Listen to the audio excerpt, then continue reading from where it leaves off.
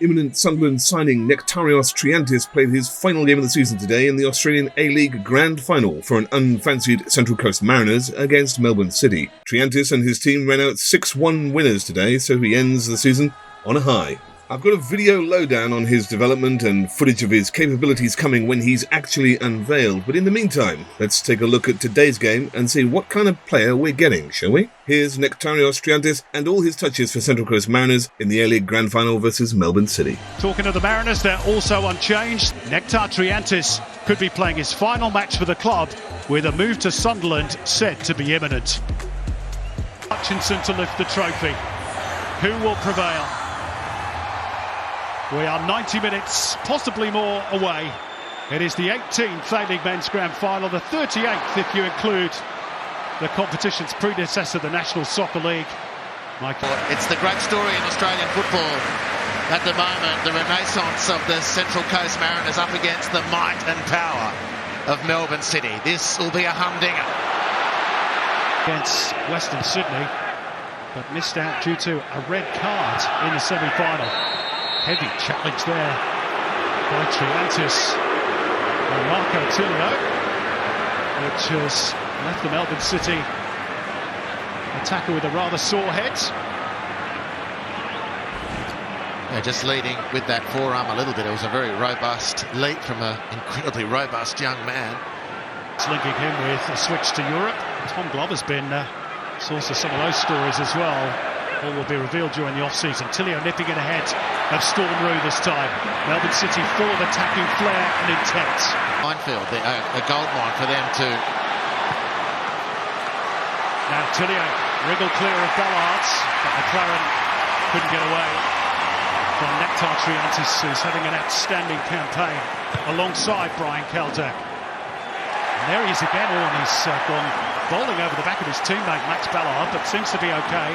Now with Benny and Kololo, and it's all rather fast and frantic in these opening stages. Very much so, but good signs for Melbourne City early, because as much as the Mariners have been trying to put it on, literally, Melbourne City... Curtis Good, out wide left for Leckie.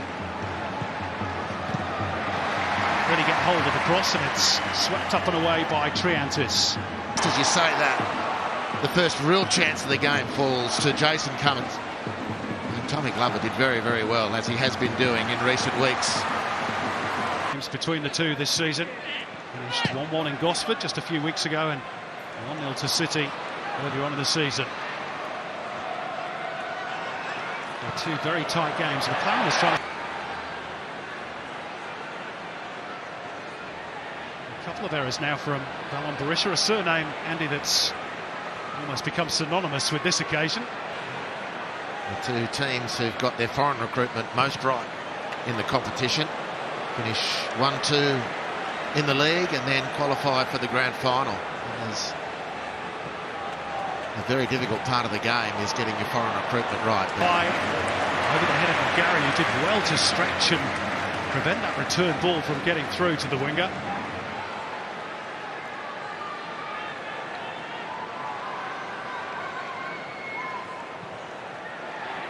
Silvera for Melbourne City. He's been in good form in the finals. A couple of assists in the two games against Sydney FC in the semi-final. This season they've scored 12 goals from corners, including in the second leg of the semi-final. Valon Berisha teeing up Curtis Good, who's jockeying for position again. Goes deeper. Himself has been a great recruit and would have been incredibly disappointed to have missed the starting 11. And therefore will be completely fired up to make amends. Even more motivation now because the team has just gone down by that goal.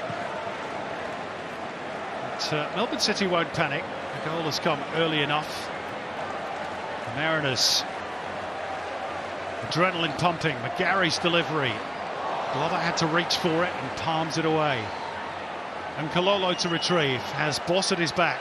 Still gets the cross in. Oh, and that was so clever.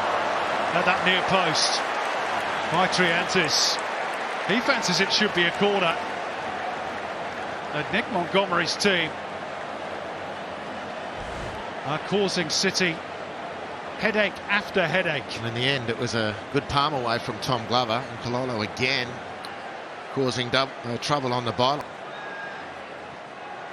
Van der Ven, who scored in the second leg of the semi-final win against Sydney.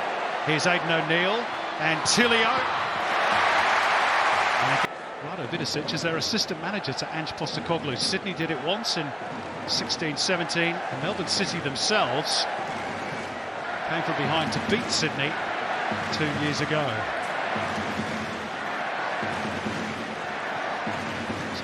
For the shoulder, but the ball had just squirmed away from him. And O'Neill driving into the box, and it breaks here kindly. Chance for City. Him too to rejoin European football once the A-League commitments here are done, and I'm sure he will be completely desperate to make sure he leaves on a winning note. Here's Leckie as they seek an immediate response. Van der Ven looking to place it. Here's Tilio. Segicic brilliantly. Curtis Goods, clever ball for Leckie. And McLaren not able to get the better of Triantis, who will thump it clear.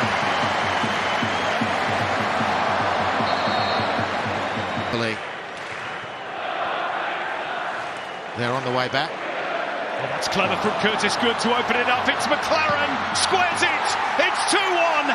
It's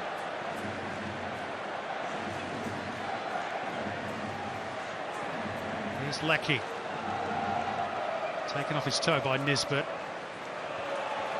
And Triantis plays it out off the boot of McLaren. And half-time. Hopefully more to come in the second stanza. Terrific advert for the A-League. Tilio's crept into the City half of the field, and now we're back underway. And what will the two coaches have said during the break to their respective charts? Ballard scampering after him. Early cross, swept away by Triantis. Tilio somehow wriggled away. McLaren trying to get clear of Triantis, couldn't quite do so. Non-looking from Jamie McLaren. Here's another chance. Lamb's ball was on a dime. It's off the woodwork from Matt Leckie, because Maboot is on the charge. And he's got options. One of them is Richard Van der Ven. He didn't quite get enough purchase on it around Danny Vukovic, and Nectar Triantis was able to put it behind for a corner. Another big chance for City. Another big escape for the Central Coast. The field was stretched. They left themselves open with a poor touch in attack, and then they just had to really bomb backwards to recover the ground. Caltech tried to delay. Triantis was quick. Maxi Ballard was thundering back in retreat.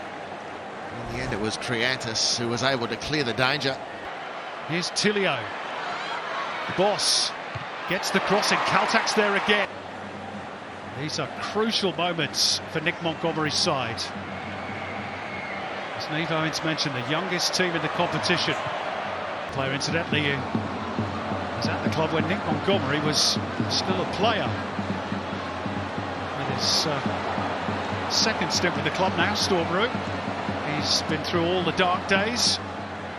There's 3 consecutive wooden spoons out of it with their lead intact.